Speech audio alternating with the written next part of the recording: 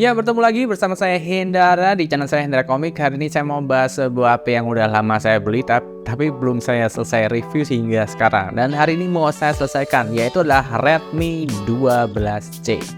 Ya, saya bilang HP ini tuh cocok banget buat kalian yang mau ngasih HP baru ke orang tua ataupun ke bocil, adik, atau mungkin sekedar handphone kedua buat kalian ya, buat ya tau lah.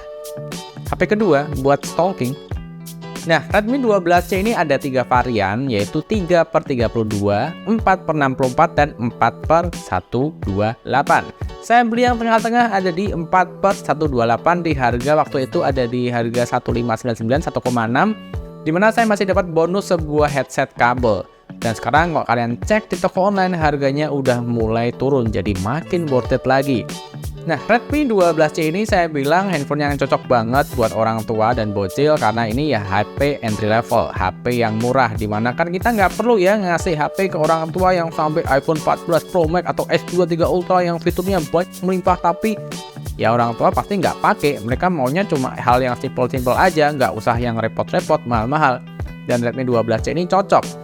Nah, kenapa dibilang cocok untuk bocil juga? Karena ini adalah handphone yang bermaterialkan plastik di bagian back cover dan frame-nya. Untuk layarnya pakai kaca, tapi untuk sisanya pakai plastik, di mana plastik itu lebih tahan kalau misalkan jatuh yang nggak mudah pecah back covernya karena bodinya plastik.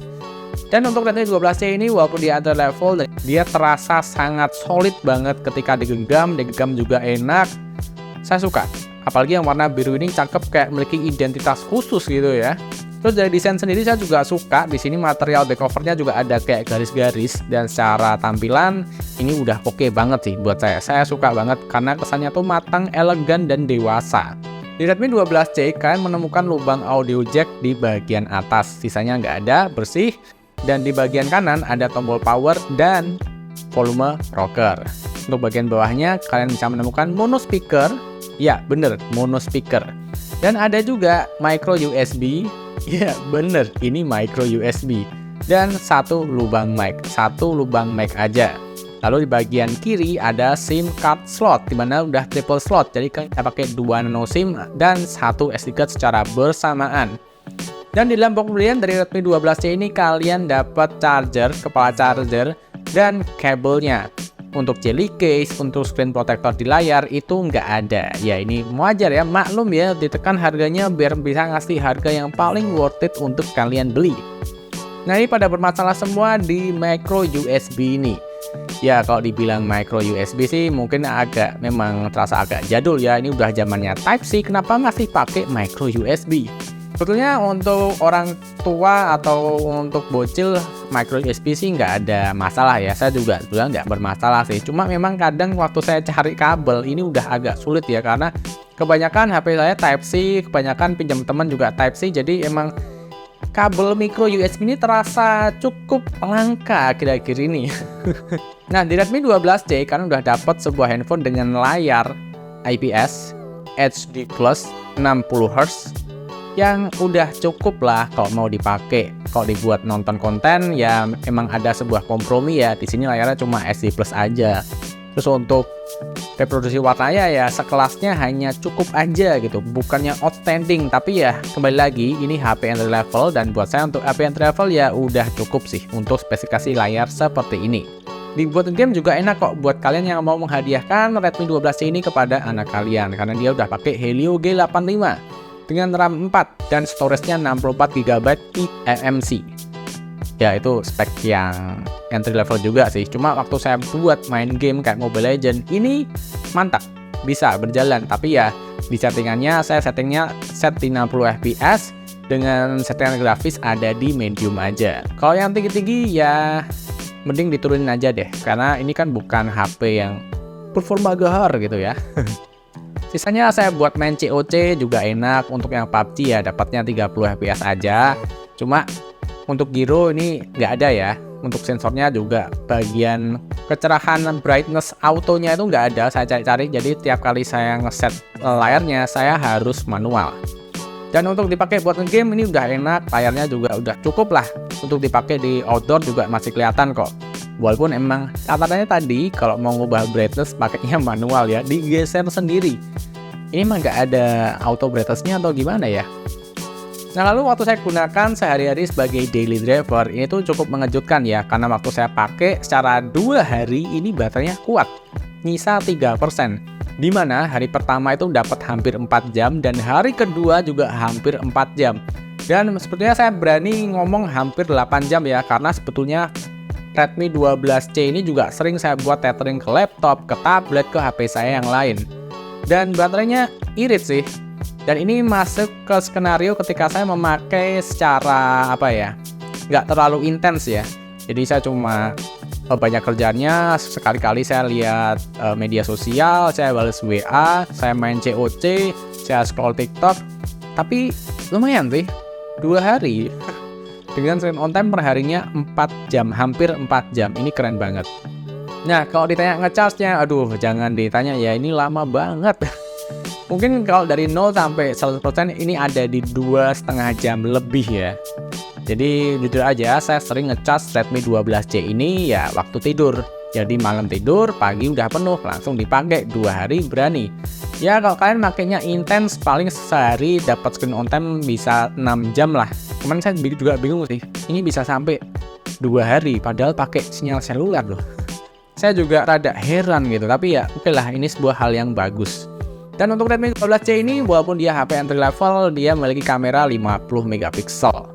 Dan saya suka kameranya 50 megapiksel dan juga ada kamera selfie juga. Tapi yang saya suka dari Redmi 12C adalah hasil fotonya yang buat saya outstanding untuk skenario khusus. Jadi untuk kalian jepret biasa ya hasilnya ya standar lah kayak HP-HP 1 jutaan. Nggak jelek sih.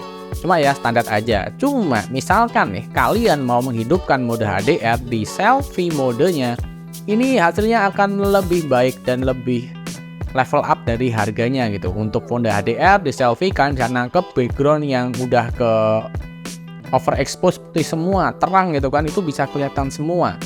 Lalu juga untuk kamera belakangnya ya, ini untuk mode malamnya saya bilang sih sering-sering aja kalian gunakan, khususnya di adegan indoor, mau malam, mau siang, mau pagi. Kalau indoor kalian hidupkan mode malamnya untuk foto jepret sana sini. Hasilnya tuh bagus banget, post processingnya tuh kayak wah gila sih, ini nggak kayak HP 1 jutaan gitu loh. Tapi memang komprominya ketika kalian foto, kalian harus benar-benar tahan HP-nya biar nggak bergerak selama beberapa detik ya. Tapi hasilnya memuaskan banget sih, dan saya suka banget foto-foto dengan Redmi 12C. Berikut hasil foto dan videonya buat kalian yang mau lihat komparasinya dari mode biasa dan mode HDR dan mode malam.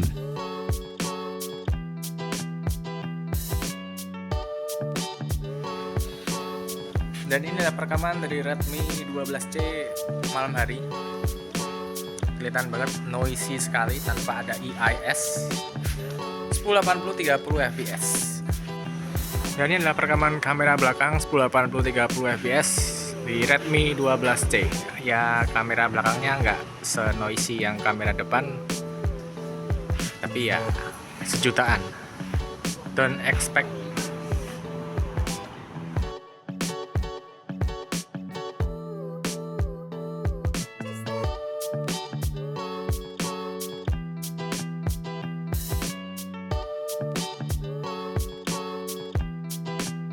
Nah ingat, pokoknya kalau foto pakai mode malam ya, kalian harus sensitif lihat ini cocok pakai mode malam atau enggak. Untuk Redmi 12C ini saya juga menemukan kendala ya, karena ya ini alasan klasik ya, RAM 4GB.